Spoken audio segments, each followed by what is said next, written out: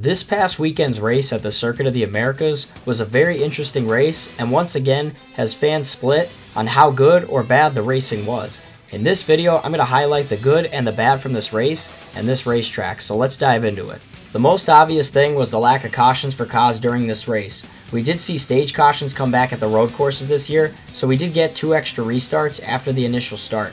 I must admit that I'm a fan of having natural cautions and pace, especially at road courses where strategy comes into play versus having the stage cautions that guarantee 2 yellow flags.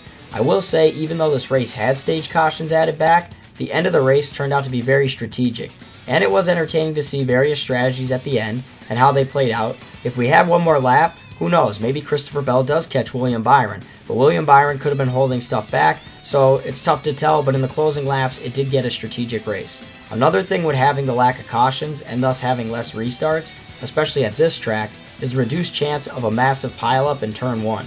They did move the restart zone back, which allowed them to fan out more and not get bunched up going into the first turn like we saw in previous years, but I would much rather a race go fully green and have the drivers and crews be responsible for their results versus having these artificial cautions come out and then having the field stack up in turn 1 and having guys crash out. I want to touch on something that I don't feel like enough people are talking about, but I want to put it out there. I want to mention that I do love this racetrack. I originally wasn't a fan of it. I thought it was way too long, but recently it's grown on me, but only certain sections of the course. I am a fan of road course racing, but in moderation. I would say there's a handful of road courses that are worth being on the schedule right now, those being COTA, Watkins Glen, the Charlotte Roval, and the Chicago Street Course, just because it attracts more fans and drivers. The one thing that I hate about COTA still is the length and layout of this course. Now, I know what you might be thinking. This is a traditional road course, and I'm curious to see if NASCAR will ever be willing to shorten the course length. And I'm going to throw it up there on the screen right now, as this would basically eliminate the back part of the S's and then going all the way into the backside hairpin and then down that long straightaway. I think if we eliminated that, the racing would be even better. I don't think there's a lot of opportunities in that section for anything to really happen besides the dive bomb on the course's backside hairpin. Moving on, I want to talk about drivers' performances during this race. William Byron basically dominated this race, and I have to admit, I did not expect that to happen. He did have a fast car, but I figured that we would see other guys like Kyle Larson, Ty Gibbs, or even the previous 2 winners at COTA, Ross Chastain and Tyler Reddick, dominate this race.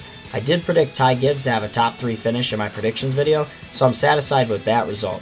Some other drivers that had excellent runs include Alex Bowman, who finished 4th, Kyle Busch, who rallied back to finish 9th, and Joey Logano finishing 11th after having a terrible start to this season.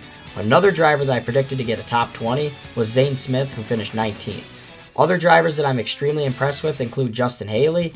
He did get disqualified from his finishing position, but for most of the day, Justin Haley ran inside the top 15, and his high was inside the top 10.